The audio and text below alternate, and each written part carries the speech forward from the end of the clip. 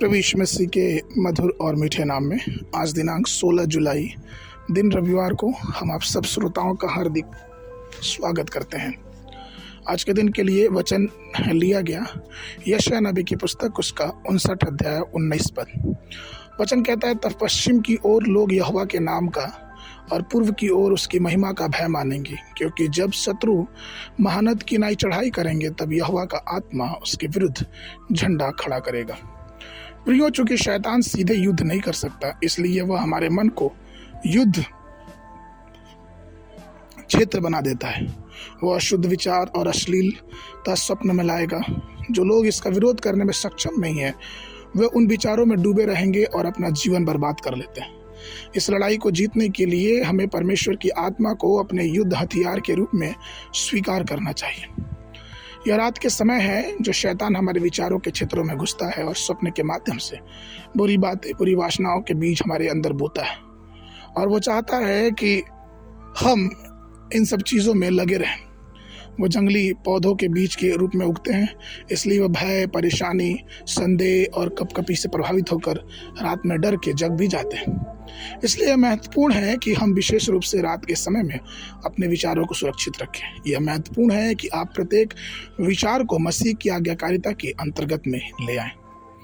आपके विचार क्षेत्र की लड़ाई हमें अवश्य जीतनी है, और इस युद्ध में विजयी होने का केवल एक ही तरीका है, वह है आत्मा में स्थिर रहें और अपने आप को सुरक्षित रखें। सोने से पहले हमको अच्छे से प्रार्थना करनी चाहिए, हमको पवित्र आत्मा से प्रार्थना करनी चाहिए और ये कहना चाहिए कि प्रभु, जब हम सोएं तो हमारे विचारों की रक्षा करिए।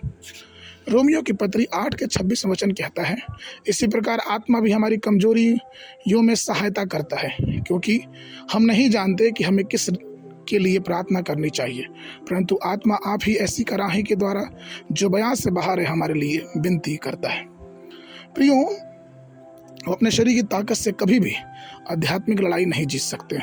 हमारी मानवीय बुद्धि, नहीं हमारी शक्ति, नहीं हमारी ताकत इस युद्ध में किसी काम आएगी।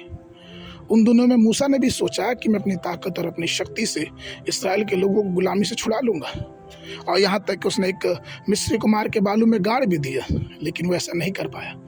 उसे वहाँ से भागना पड़ा, और जब परमेश्वर ने उसे सिखाया कि यह सिर्फ और सिर्फ परमेश्वर की आत्मा से संभव है, तब वो मिस्र देश से इसराइलियों को छुड़ा पाया।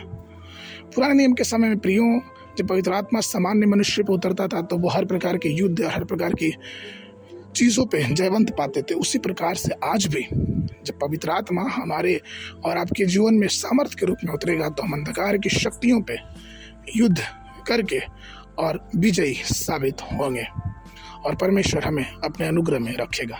आज के मनन के लिए प्रेरितों के काम उसका 1 अध्याय 8 पद। परंतु जब पवित्र आत्मा तुम पर आएगा तब तुम सामर्थ पाओगे, और तुम यरूशलेम में और सारी यहूदिया और समरिया में और पृथ्वी की छोर तक मेरे गवाह होगे। बाइबल अध्ययन के लिए सुबह के समय भजन संहिता 16-17 अध्याय, शाम के समय प्रेरितों के काम उसका 20 अध्याय 1 पद से लेकर 16 पद तक। परमेश्वर आप सबको आशीष देवे।